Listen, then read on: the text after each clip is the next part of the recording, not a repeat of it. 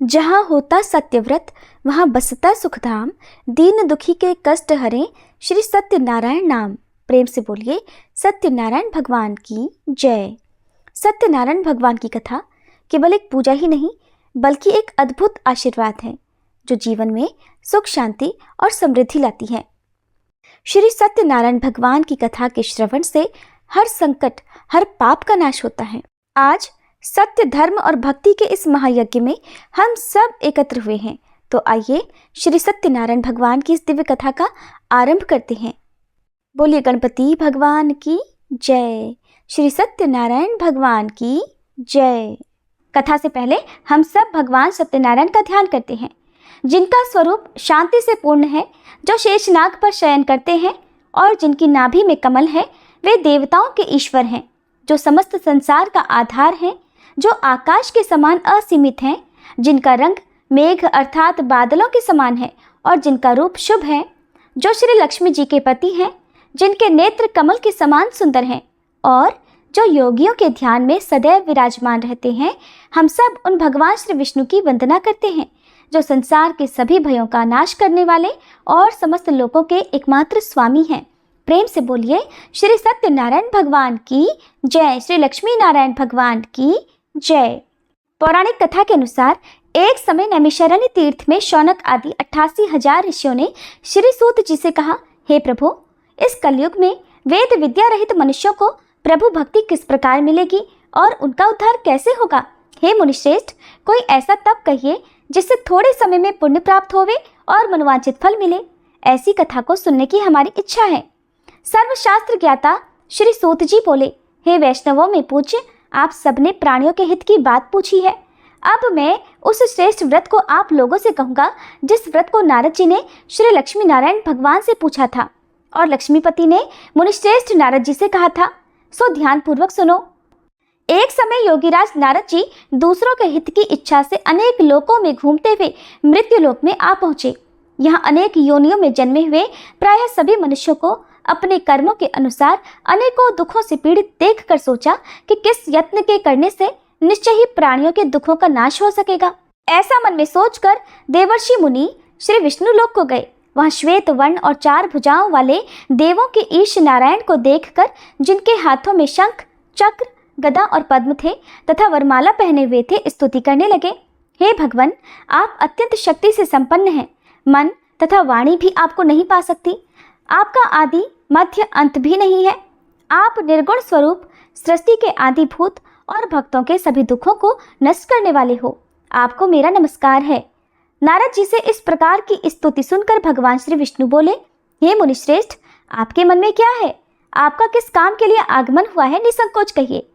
तब नारद मुनि बोले, प्रभु, मृत्यु लोक में सब मनुष्य जो अनेक योनियों में पैदा हुए हैं, अपने अपने कर्मों के द्वारा अनेक प्रकार के दुखों से दुखी हो रहे हैं।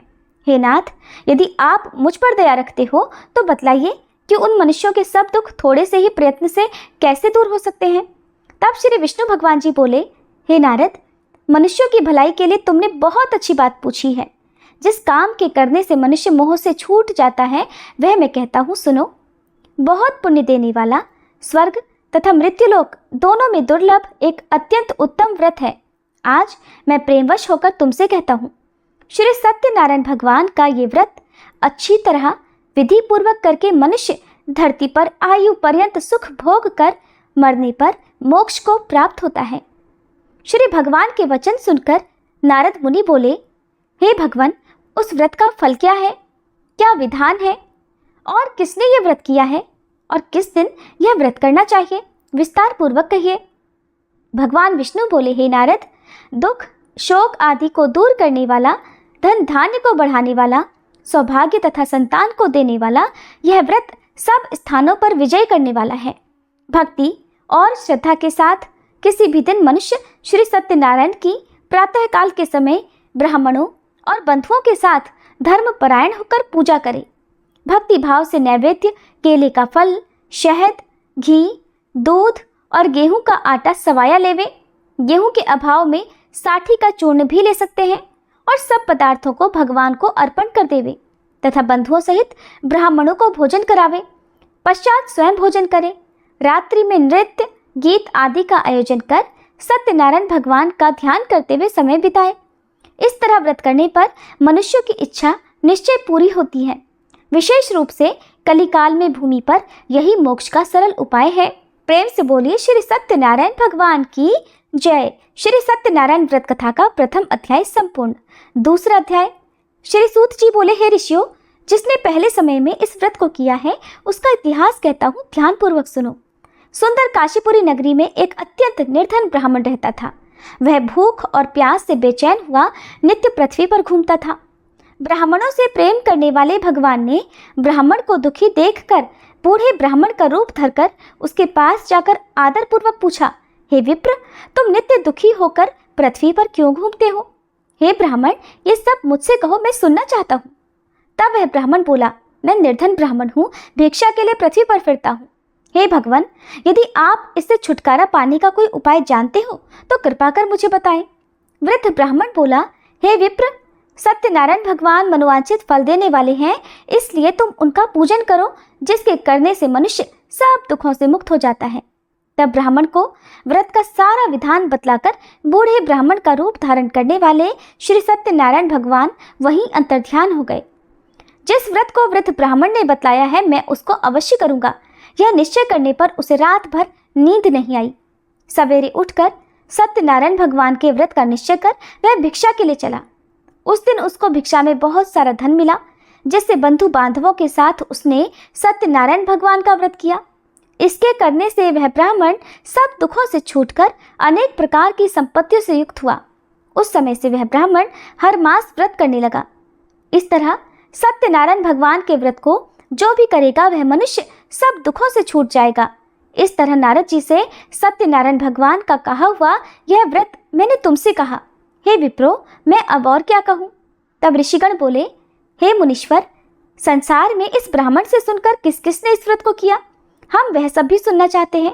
इसके लिए हमारे मन में अत्यंत जिज्ञासा हो रही है। सूत जी बोले, हे मुनियों, जिसने इस व्रत को किया है वह सब भी सुनो।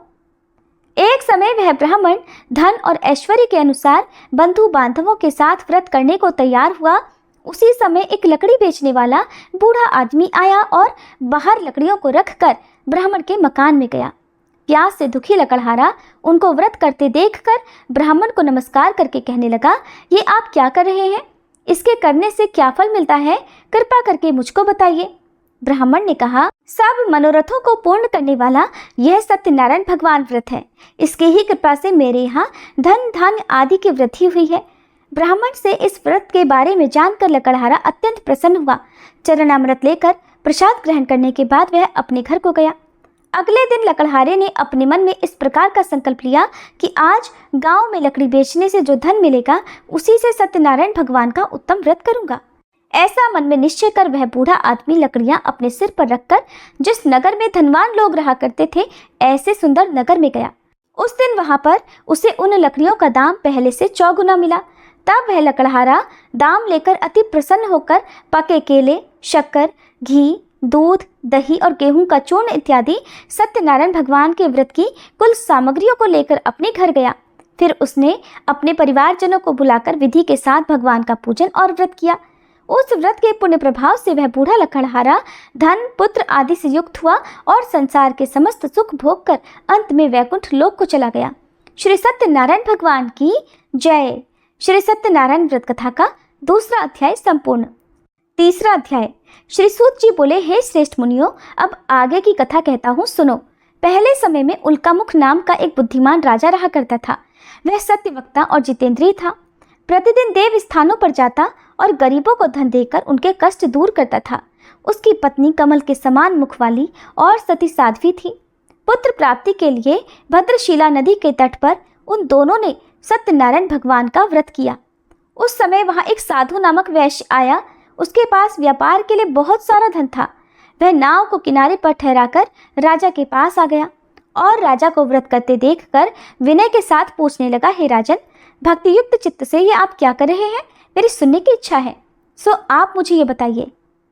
तब राजा बोला, हे वैश्य, अपने बांधवों के साथ पुत्र आदि की प्राप्ति के लिए यह महाशक्तिवान सत्यनारायण भगवान का व्रत और पूजन में कर रहा हूँ। राजा के वचन सुनकर साधु आदर से बोला, हे राजन, मुझसे भी इसका सब विधान कहो। मैं भी आपके कहे अनुसार इस व्रत को अवश्य करूंगा। मेरी भी कोई संतान नहीं है और मुझे विश्वास है कि इस व्रत के करने से निश्चय ही मुझे संतान प्राप्ति होगी। तब राजा से सब विधान सुनकर व्यापार से निवृत्त होकर वह आनंद के साथ अपने घर को गया। साधु ने अपनी स्त्री को संतान देने वाले इस व्रत को सुनाया और प्रण किया कि जब मेरे यहाँ संतान होगी तब मैं इस व्रत को करूंगा।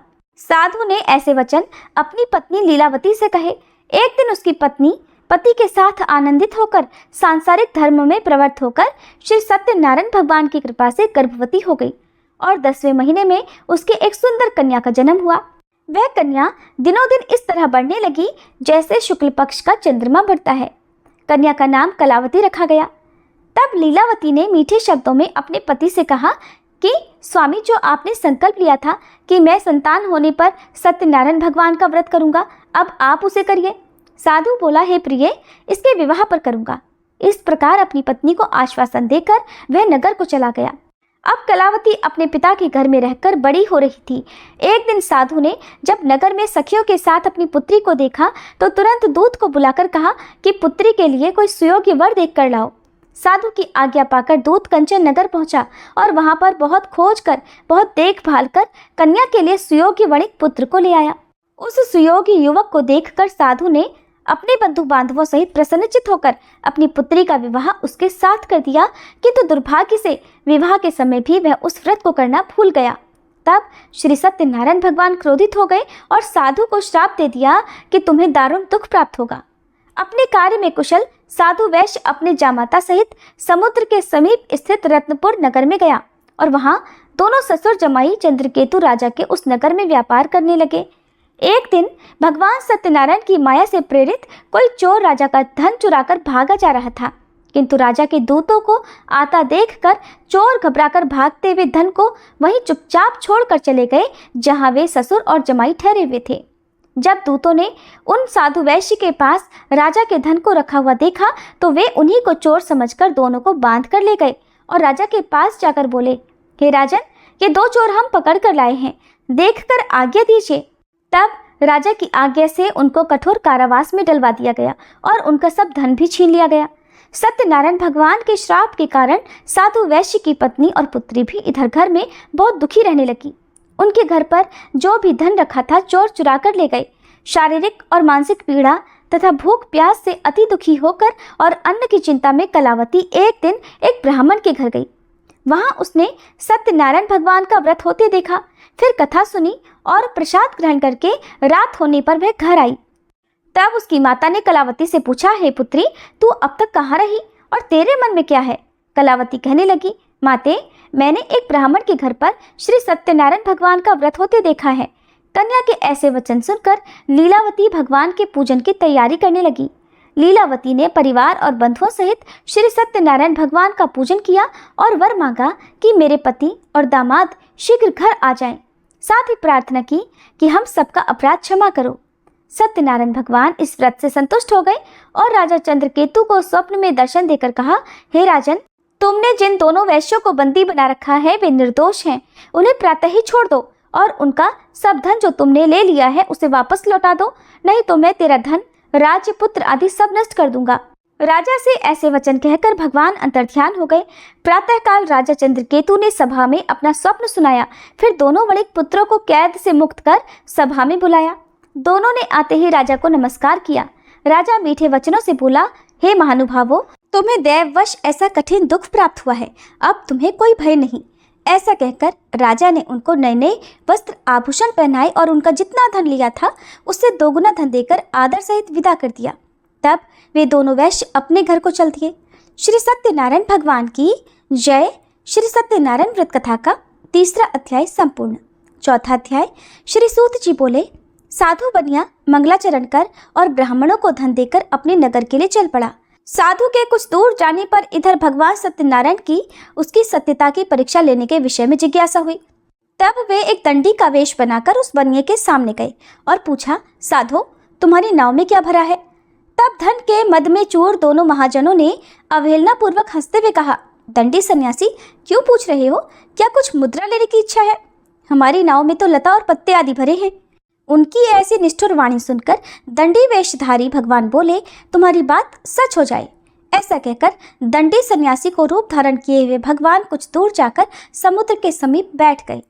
इधर दंडी के चले जाने पर नित्य क्रिया करने के बाद उतराई हुई यानी जल में ऊपर की ओर उठी हुई नौका को देखकर साधु अत्यंत आश्चर्य में पड़ गया और नाव में लता और पत्ते आदि देखकर मूर्छित होकर पृथ्वी पर गिर पड़ा। होश आने पर वणिकपुत्र चिंतित हो गया। तब उसके दामाद ने इस प्रकार कहा कि पिताजी, आप शोक क्यों करते हैं? दंडी ने श्राप दे दिया है। इस स्थिति में वे ही चाहें तो सब कुछ कर सकते हैं, इसमें संशय नहीं। अतः उन्हीं की शरण में हमको चलना चाहिए और वहीं मन की इच्छा पूर्ण होगी।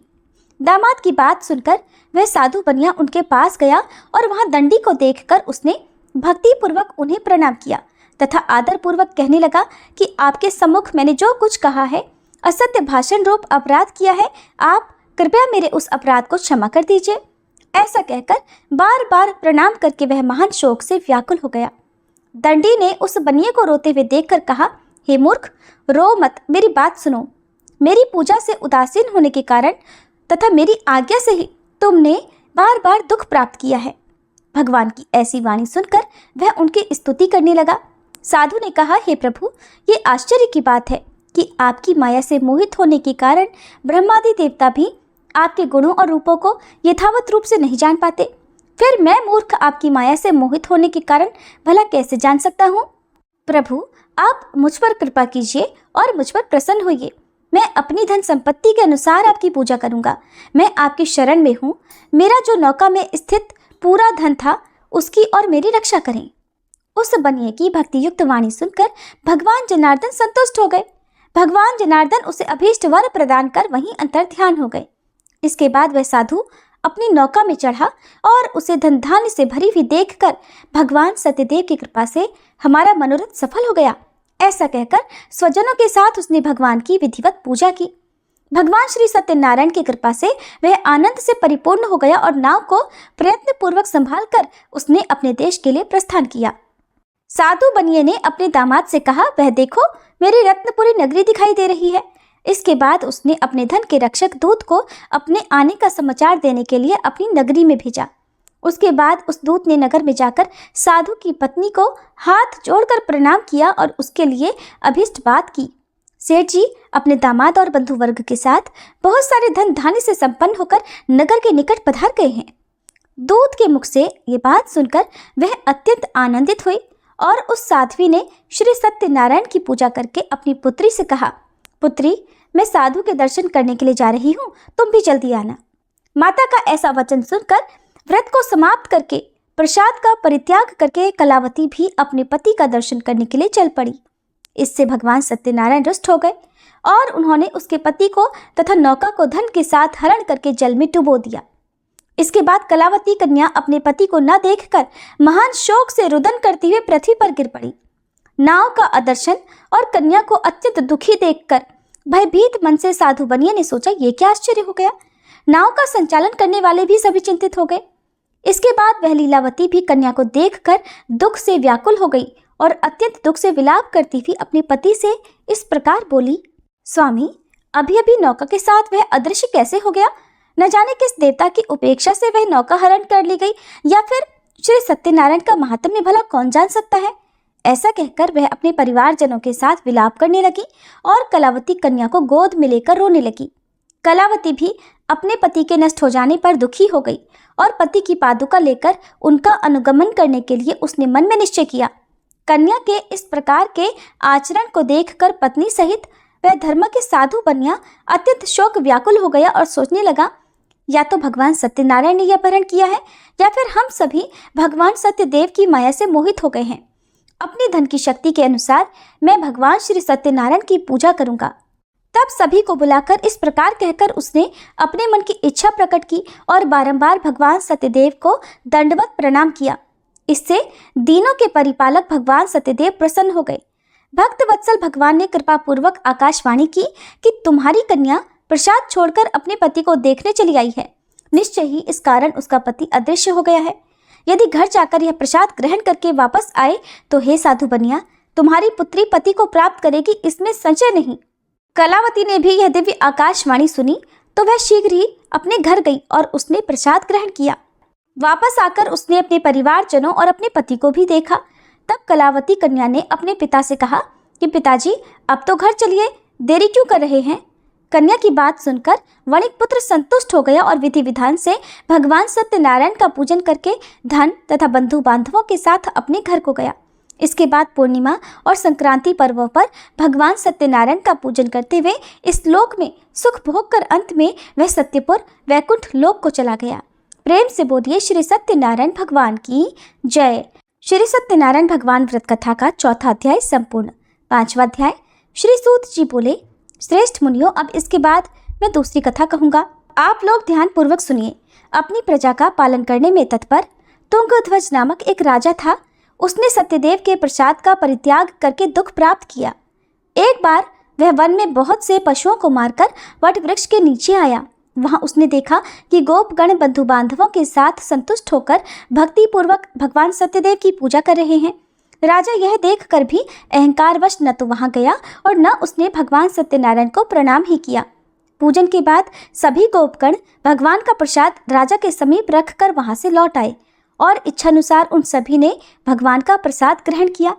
इधर राजा को प्रसाद का परित्याग करने से बड़ा दुख मिला। उसका संपूर्ण धन, धान्य और सभी सौपुत्र नष्ट हो गए।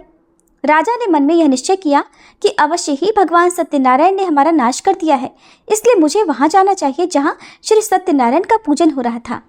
ऐसा मन में निश्चय करके वह राजा गोपगणों के समीप गया और उसने गोपगणों के साथ भक्ति श्रद्धा से युक्त होकर विधि पूर्वक भगवान सत्यदेव की पूजा की। भगवान सत्यदेव की कृपा से वह पुनः धन और पुत्रों से संपन्न हो गया तथा इस लोक में सभी सुखों का उपभोग कर अंत में सत्यपुर वैकुंठ लोक को प्राप्त हुआ। श्री सूत जी कहते हैं, जो व्यक्ति इस परम दुर्लभ श्री सत्यनारायण के व्रत को करता है और पुण्यमयी तथा फल प्रदायिनी भगवान की कथा को भक्ति युक्त होकर सुनता है, उसे भगवान सत्यनारायण की कृपा से धन, धान्य आदि की प्राप्ति होती है। दरिद्र धनवान हो जाता है, बंधन में पड़ा हुआ बंधन से मुक्त हो जाता है, डरा हुआ व्यक्ति भय मुक्त हो जाता है। ये सत्य बात है, इसमें संशय नहीं। इस लोक में वह सभी इच्छित फलों को भोग कर अंत में सत्यपुर वैकुंठ लोक को जाता है। हे ब्राह्मणों, इस प्रकार मैंने आप लोगों से भगवान सत्यनारायण के व्रत को कहा, जिसे करके मनुष्य सभी दुखों से मुक्त हो जाता है। कलयुग में तो भगवान सत्यदेव की पूजा विशेष फल प्रदान करने वाली है। भगवान विष्णु को ही कुछ लोग काल, कुछ लोग सत्य, कोई ईश और कोई सत्यदेव तथा दूसरे लोग सत्यनारायण नाम से कहेंगे। अनेक रूप धारण करके भगवान सत्यनारायण सभी का मनोरथ सिद्ध करते हैं। कलयुग में सनातन भगवान विष्णु ही सत्यव्रत रूप धारण करके सभी का मनोरथ पूर्ण करने वाले होंगे। हे श्रेष्ठ मुनियों, जो व्यक्ति नित्य भगवान सत्यनारायण की इस व्रत कथा को पढ़ता है, सुनता है, भगवान सत्यनारायण की कृपा से उसके सभी पाप नष्ट हो जाते हैं। हे मुनीश्वरों, पूर्व काल में जिन लोगों ने भगवान सत्यनारायण का व्रत किया था, उसके अगले जन्म का वृतांत कहता हूँ, आप लोग सुनिए। महान प्रजा संपन्न शतानंद नाम के ब्राह्मण सत्यनारायण व्रत करने के प्रभाव से दूसरे जन्म में सुदामा नामक ब्राह्मण हुए और उस जन्म में भगवान श्री कृष्ण का ध्यान करके उन्होंने मोक्ष प्राप्त किया। लकड़हारा भील गुहों का राजा हुआ और अगले जन्म में उसने भगवान श्री राम की सेवा करके मोक्ष प्राप्त किया। महाराज उल्कामुख दूसरे जन्म में राजा दशरथ हुए, जिन्होंने श्री रंगनाथ जी की पूजा करके अंत में वैकुंठ प्राप्त किया। इस प्रकार धार्मिक और सत्यव्रती साधु पिछले जन्म के सत्यव्रत के प्रभाव से अपने दूसरे जन्म में मोरध्वज नामक राजा हुआ। उसने आरे से चीरकर अपने पुत्र की आधी देह भगवान विष्णु को अर्पित कर मोक्ष प्राप्त किया। महाराज तुंगध्वज जन्मांतर में स्वयंभू मनु हुए और भगवत संबंधी संपूर्ण कार्यों का अनुष्ठान करके वैकुंठ लोक को प्राप्त हुए। जो गोपगण थे वे सब जन्मांतर में ब्रजमंडल में निवास करने वाले गोप हुए और सभी राक्षसों का संहार करके उन्होंने भी भगवान का शाश्वत धाम गोलोक प्राप्त किया। प्रेम से बोलिए श्री सत्यनारायण भगवान की जय। श्री लक्ष्मी नारायण भगवान की जय। श्री सत्यनारायण भगवान कथा का 5वां अध्याय संपूर्ण और इसी के साथ कथा समाप्त हुई।